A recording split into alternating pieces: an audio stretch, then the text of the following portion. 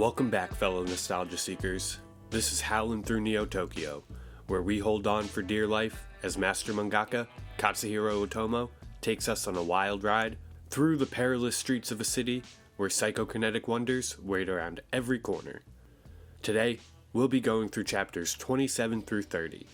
There's a lot of ground to cover, so let's just get right to it, and I'll give my thoughts at the end. Chapter 27, The Grand Convocation. Chapter 27 opens with an exterior shot of Miyako's temple. As she looks out on the rubble, she worries about Kei. Elsewhere in Neo Tokyo, we catch up with Keisuke and Kaneda on their perilous journey to get the mortally wounded Kei and Chiyoko the help they need. As the duo struggle to navigate the terrain, they catch the attention of several Akira loyalists. Our view then shifts to Lieutenant Yamada and Ryu. As Yamada opens the booby-trapped care package he picked up last episode, Ryu looks on in contempt. Yamada enters a code into the package. When he does, fire begins to sizzle around the edges, shocking Ryu. Yamada remains level-headed, however. He slams it shut, then kicks it into one of the deep trenches left behind by the earthquakes that have ripped through the city. As Yamada turns his attention to the contents of the package, Ryu mocks him. But Yamada's not having it. He tells Ryu to get lost. They only met by chance anyway. Ryu just smirks though. He's not gonna let this American out of his sights that easily. We then catch back up with Tetsuo and Taicho at Akira's hideout. Taicho looks pressed, requesting an audience with Tetsuo immediately to share urgent news. As Lady Miyako's influence has grown, Akira's has been dwindling. Taicho proposes a public meeting as a solution. He thinks a demonstration of Akira and Tetsuo's power will help to bring their subjects back in line. When he hears this, Tetsuo smirks, clearly having his own idea for a demonstration in mind. When we return to Yamada, he's pulling on a wetsuit, stoically preparing to undertake his secret mission in Neo Tokyo at long last. Sensing the weight of the moment, Ryu tries to lighten the mood with a wisecrack, but again, Yamada isn't having it. He's got secret orders to poison and kill Akira and Tetsuo, and he doesn't want Ryu to try and stand in his way. When Ryu sees the biochemical weapons inside the care package, he tries to confront Yamada. He warns the soldier about the dangers of attacking Akira, but Yamada doesn't want to hear it. He's a man on a mission. When Ryu attacks him, he doesn't hesitate to strike back, despite their budding friendship. His punch lands clean, sending Ryu to the ground in a ragged heap. Meanwhile, Kaneda and Keisuke arrive at the outskirts of Miyako's territory. Children run alongside the caretaker bot as it rolls through rows of makeshift tents and shanties. Inside the temple, Miyako senses Kei's presence and calls out to her. She sends her monks to unload Kei and Chiyoko while commanding them to use their abilities to heal the wounded woman. We then follow Masaru as he is wheeled through the temple hallways towards Kei's room. Inside, Miyako works her powers to heal Kei, while Kaneda and Kyoko watch anxiously. Kaneda frets about Kei's condition, but Kyoko reassures him that Lady Miyako's abilities will be enough to save her. In the hallway, Kaneda shares the good news with Keisuke. Kei is going to recover. As they rejoice, Masaru joins the group at Kei's bedside to discuss the Esper and Miyako's plan.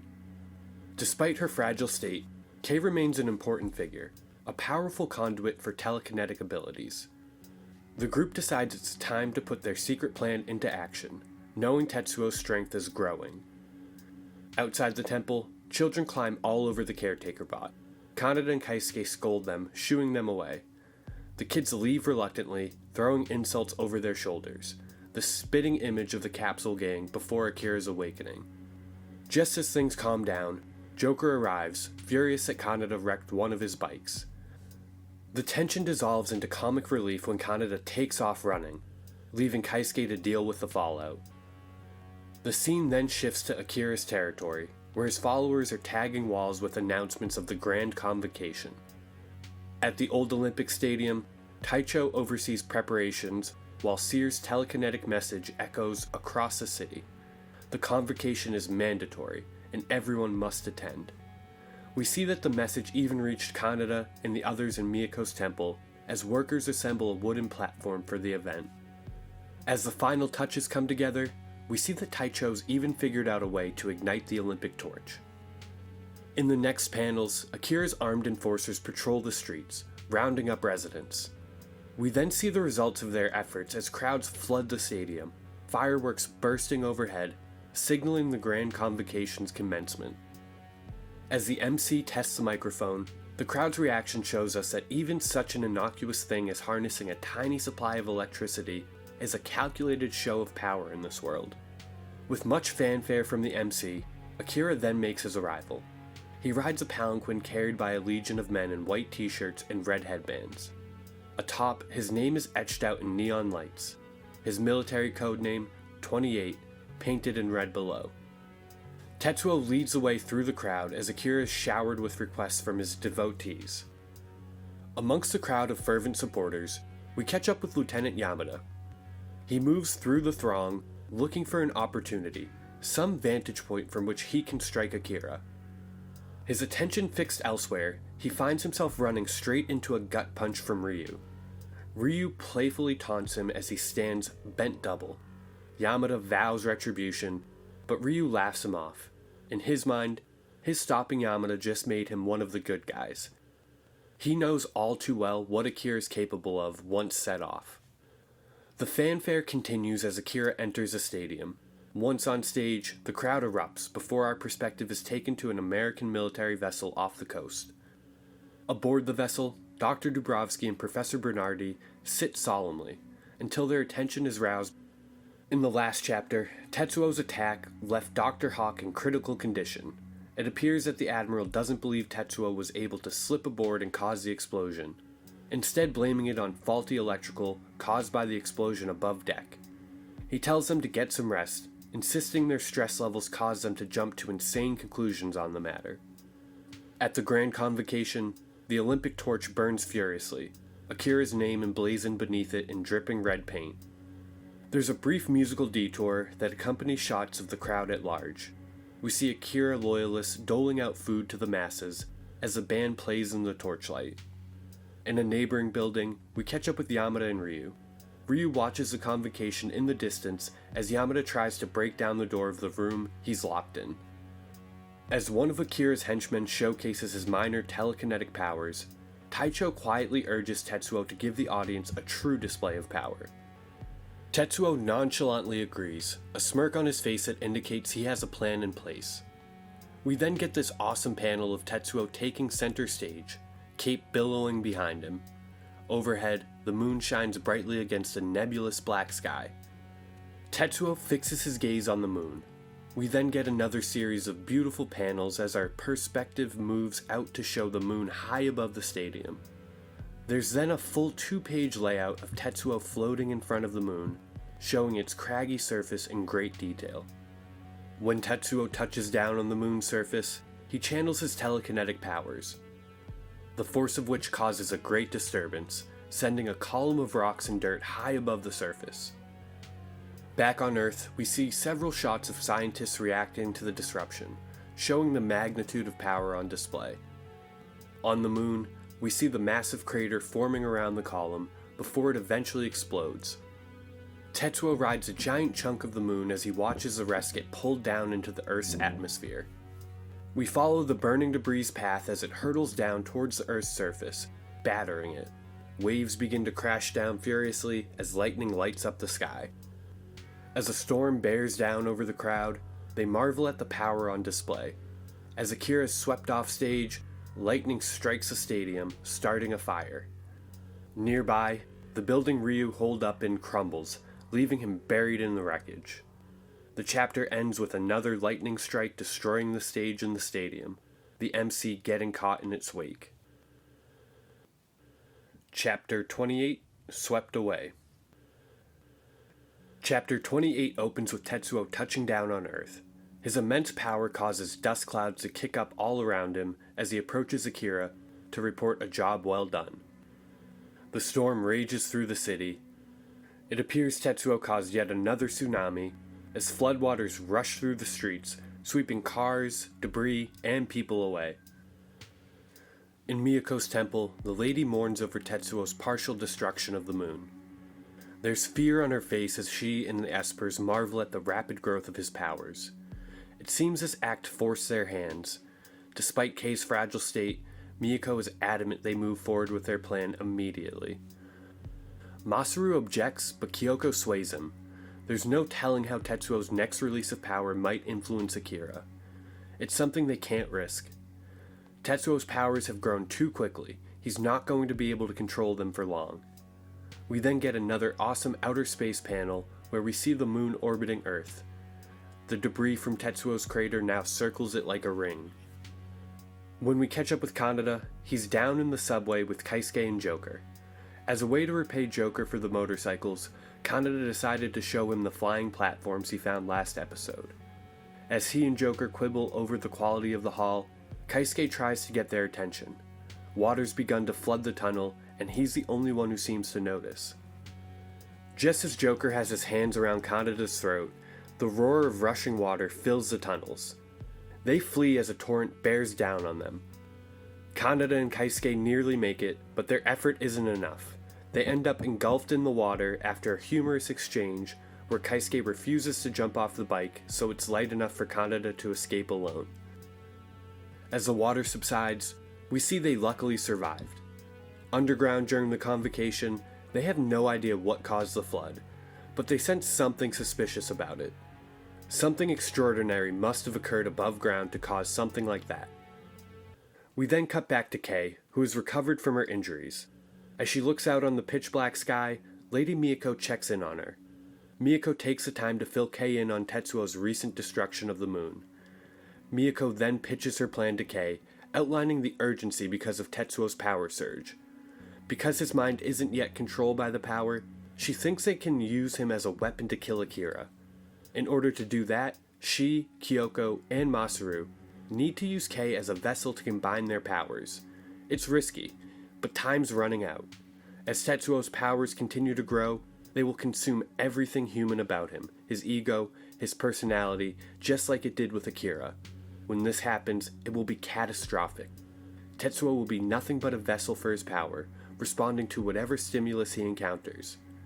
Burdened by the weight of the decision, Kei turns back to the window, looking out on the inky black sky as she thinks. Elsewhere in Neo-Tokyo, Kaneda, Keisuke, and Joker make their way through the bombed-out streets. As they do, they discuss their suspicions about the flood. Hungry for answers, Kaneda decides to ask Lady Miyako. When Kaneda sets off, we get a panel with a shot of Kei superimposed over him as she stares out her window, whispering his name. Out at sea, the waves rock the aircraft carrier. Sirens wail nearby as Dubrovsky and Simmons stand watch at Dr. Joris's bedside. Throughout the ship, Special Forces members jump to action, the intercom advising them to prepare for combat.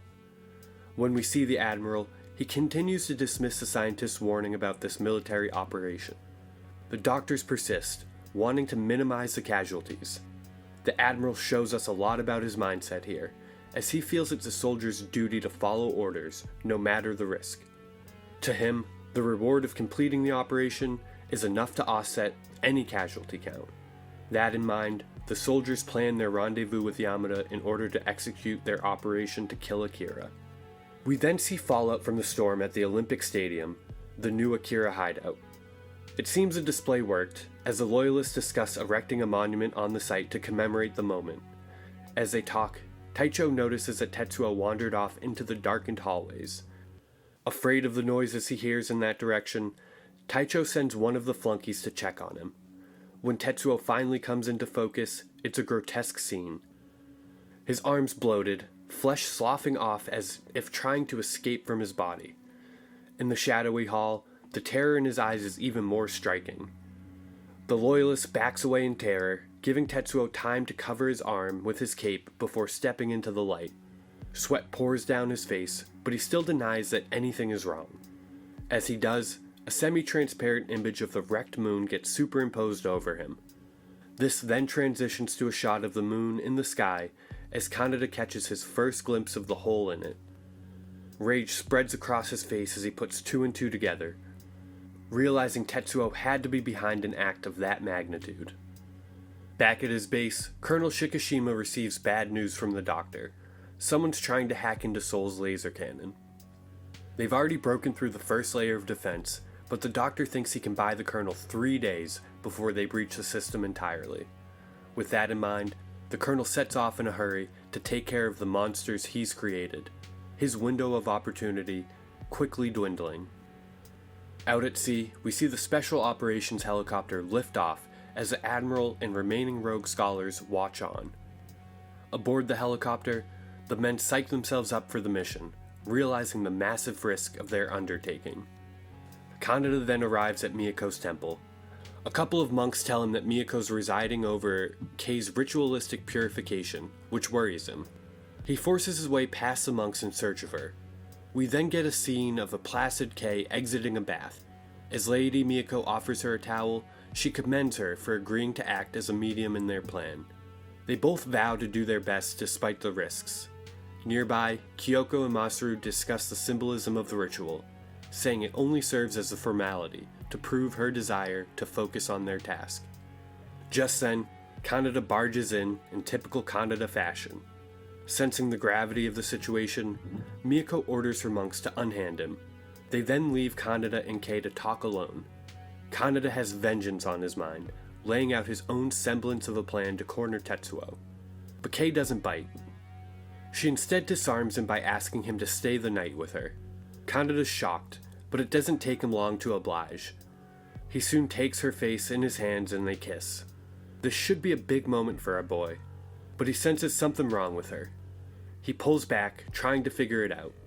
Eventually, his rage wells as he blames Miyako's ritual for the effect it had on Kei. As he prepares to storm off to confront Miyako, Kei cracks, agreeing to tell him what's really going on. We get shots of the military operation kicking off, spliced into their conversation, as Kei explains her role as medium to Kaneda. She expresses the urgency of the situation, the power of the combined forces of the Espers. Most importantly, she expresses her own agency in the situation. She made the choice because she wants to contribute to the defense of Neo-Tokyo, for the sake of all the friends she's lost, and the ones she doesn't want to. It's not good enough for Kaneda though. Wanting to keep Kei out of danger, he vows to take Tetsuo down before Kei can even get close to him. In a fury, he storms off, but not before turning back to give Kei one last kiss. As he walks out, a fraction of a smile spreads across her face. Chapter 29, Ride to Revenge. Chapter 29 opens with shots of waves battering the city. Inside the Olympic Stadium, Kaori watches Akira as he sleeps when Taicho approaches with bad news. In agony, Tetsuo is lashed out. Taicho recounts a laundry list of the severe injuries loyalists have suffered. Going anywhere near him in this state is dangerous, but Taicho has plans for another attack on Miyako, which he needs Tetsuo to lead. So, he sends Kaori in the hopes she can soothe Tetsuo. The hallway leading to Tetsuo is a horror scene. Kaori walks by several men as they mop the blood-soaked floor and collect the numerous severed limbs. At the end of the hall, Tetsuo sits beneath a pergola of hanging rubble. He's subdued, having finally gained some control over himself. Even his arm has somewhat returned to form, although it's still grotesque. When he sees Kaori, he beckons her. Although she's afraid, she steps forward. Tetsuo wraps his arms around her waist like a child before the scene shifts. At the thieves' quarter, Kaneda barges in, interrupting a story about a drowning victim. Or at least trying to. Despite his ranting, they humorously keep on talking like he's not there at all. Desperate for their attention, he smacks Joker with a boot, which was a huge mistake. Joker absolutely pummels him in retaliation, before we time skip forward to their eventual conversation, where he fills them in on Miyako's plan. After he explains the need for urgency, Kaisuke still hesitates, but Joker's all in. He brings them to his garage/makeshift armory. Inside, he reveals his secret weapon for taking Tetsuo down, a military laser rifle. There's this fun moment where Joker's disappointed at Kaneda's lackluster reaction to the laser, so he tries to one-up it with the big reveal of a customized hoverbike. But Kaneda and Kaisuke both think the clown paint job is ridiculous, leaving Joker even more frustrated. It almost seems like a scene with Muscle Man, Mordecai, and Rigby in regular show. We then get a brief snippet of Tetsuo huddled up in Kaori's lap. He's sweating bullets and gritting his teeth as he struggles to contain his power. Our perspective then shifts to the American Special Forces unit. They've made it ashore, but with a great toll. Several men are missing, and several others are too severely wounded to continue. As they regroup, they're startled to hear the telepathic warning call of Seer ring in their heads. In response, they fire on his perch, but miss. However, they served as enough of a distraction to allow Yamada to sneak up on him. He tosses Seer to the ground below, where he splats like a bug on a windshield. Ryu, clearly still intent on intervening, watches from a building above as Yamada is greeted by his unit. Back at the Olympic Stadium, Taicho gets the news about Seer. Here we get an interesting detail about the telekinetic powers. The messenger, Eggman, shared a connection known as a rapport with Seer. Because of it, he was able to sense when Seer fell to his death. He's also able to give a description of the soldiers, which tips Taicho off to the fact that the Americans are launching an attack. He instantly sounds the alarm, sending cronies throughout their territory to round up a militia. Our perspective briefly shifts to a group of loyalists on the lookout nearby. As they discuss the prospective battle with Miyako, the colonel is able to sneak up on them. He's in search of Tetsuo and hopes they can give him a location. Inside the hideout, Taicho sends a lackey to get Kaori.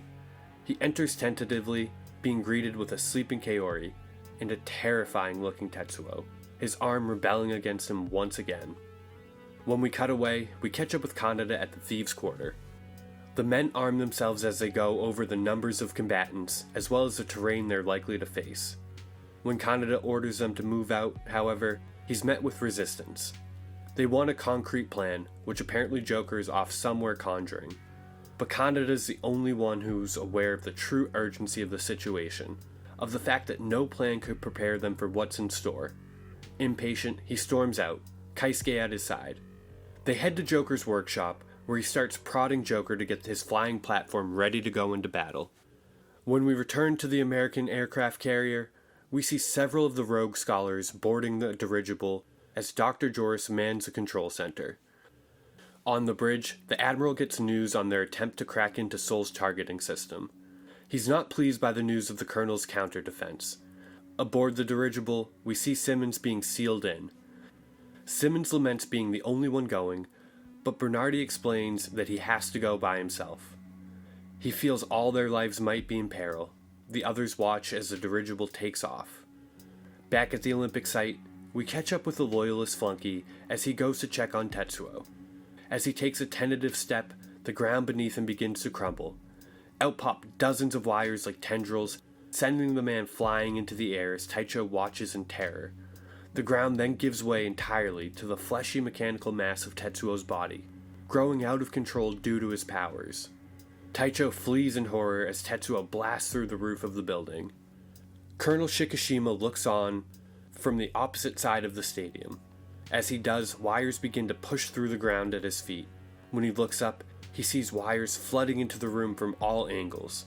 What's left of Tetsuo's body oozes through the holes they created, barely recognizable except for a portion of his face. Eventually, his body takes on shape again, aside from his amputated arm, which remains attached to the mass of wires and flesh. Based on the fact that Tetsuo doesn't know where he is, it's clear that he's not in control of his power, or his body any longer. Disturbed by what he's going through, he decides to seek answers elsewhere. With that, Tetsuo blasts off through the ceiling, leaving the Colonel futilely clutching Sol's remote targeting system. We then get a brief glimpse of Taicho scrambling to figure out what to do before we see the American Special Forces unit, who've also found their way to Akira's new hideout. Even though they can see the chaos ahead, they forge forward with their mission, pushing into the depths of the Olympic facility. Our perspective then shifts to the American aircraft carrier one more time. The Admiral meets with the scholars in the war room. The Admiral's concerned about the mission Simmons undertook, and looking for answers. However, before he can get any, Kamertangi senses a nearby disturbance. Shockwaves begin to reverberate all around them as the crew above board takes defensive positions. Assuming they just felt an attack, the Admiral requests a status report, only to be told they haven't taken any damage. Despite that, the ship buckles again. The disturbance stops briefly, leaving Tangi to ominously say they're being hunted. Just then, Tetsuo bursts through the hull of the ship and into the room in the form of wires. His body takes a shape more quickly this time, determination etched on his face. When the scholars see him, they believe he's been hooked up to some kind of machine. Tetsuo asks Tangi what's happening, to which Tangi responds that Tetsuo's body isn't enough to feed the power's appetite.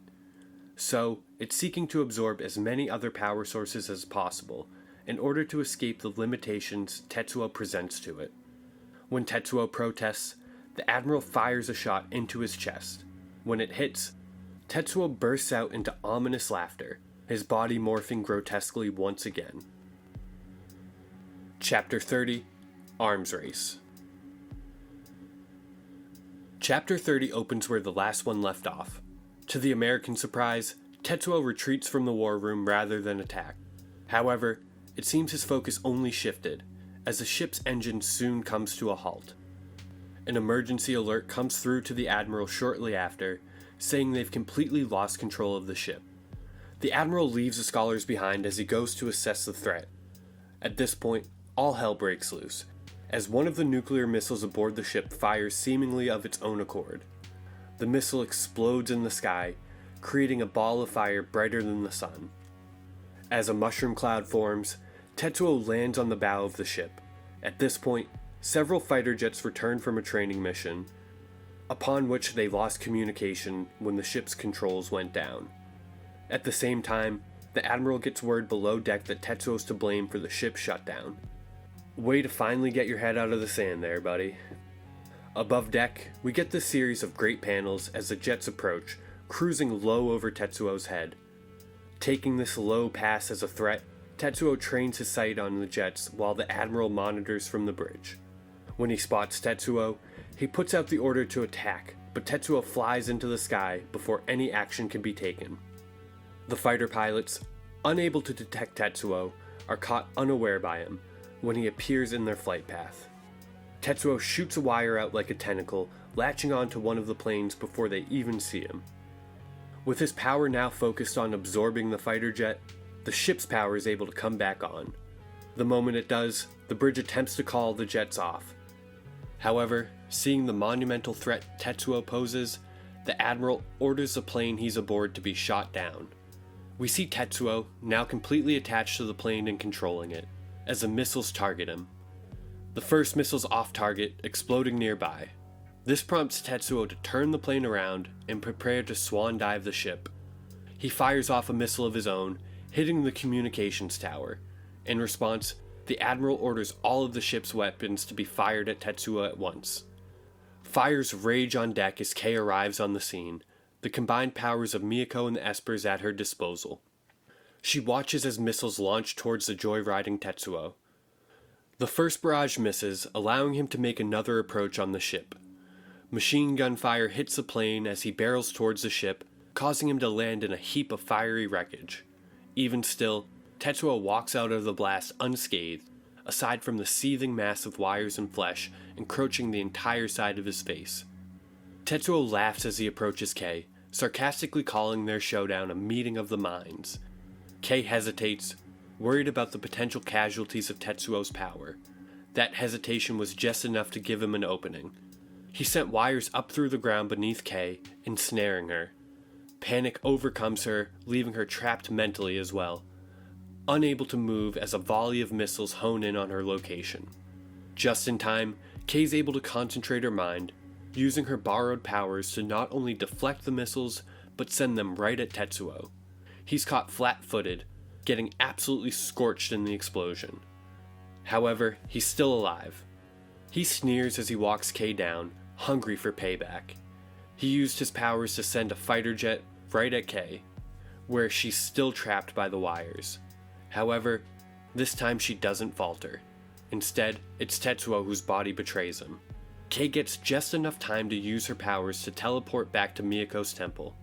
Once there, she, Miyako, and the Espers debrief. Although flustered, Kei handled herself well, which is good, because she has to learn how to wield these powers on the fly. They don't have much time left before Tetsuo reaches the point of no return. The debrief gets interrupted by a banging on the door. It's Chiyoko. She's finally recovered from her injuries. She blasts through the door, 2 monks that tried to hold her back in headlocks at her side. When Kei sees her, she jumps right into her arms, smiling cheek to cheek as she does. The scene then shifts to Miyako and the Espers discussing their misgivings over Kei's ability. Masaru's still skeptical, but Miyako shows a great deal of faith in her abilities. Meanwhile, Kei and Chiyoko pace the hall as they catch up. Kei tells Chiyoko that she plans to fight Tetsuo. Despite her concerns, Chiyoko understands, even offering her help. Rather than think about herself though, Kei asks her to help Kaneda instead. We then get a heartfelt moment where Chiyoko hammers home the future that Kei's risking. She has a penchant for self-sacrifice, so I think this was a great moment to give Kei a catalyst for reflection. When the scene shifts, we catch up with Kaneda and the crew as they barrel through the streets towards battle. After that, we quick cut to the Olympic site, where the American infiltration is well underway.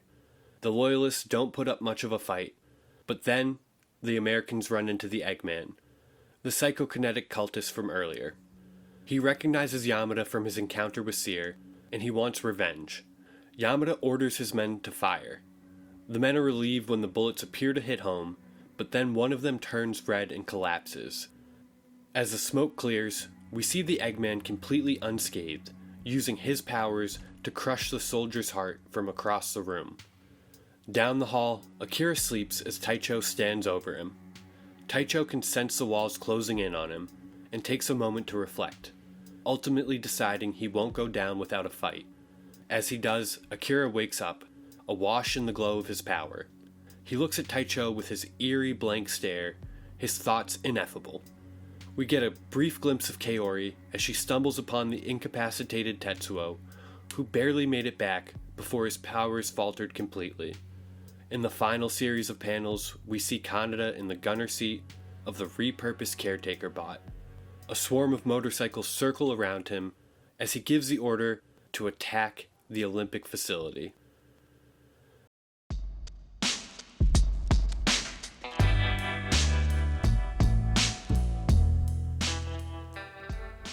Alright boys, that's chapters 27 through 30. I know I touched on this a lot in the last video, but I couldn't help but notice how much Otomo stuck with the mirrored narrative book ending. Summarizing these chapters, I couldn't help but notice a few key similarities to the earlier parts. The most notable for me being the way he separated all the characters to have them converge for the climax of the final act. It's similar to the setup we had leading up to the death of number 26. Something that's also hard to ignore is how much better Kaneda makes the manga. He's kind of the only character left who serves as comic relief, and I almost get the sense that Otomo missed having him, because he's had a lot of goofball moments since coming back. I really liked how, despite acting like a dog constantly, he pulled back when kissing Kei. He showed some heart there, wanting their kiss to be significant, and not the result of Miyako's interference. Never expected it from my boy. Anyway, that's it for now. I'll catch y'all next time.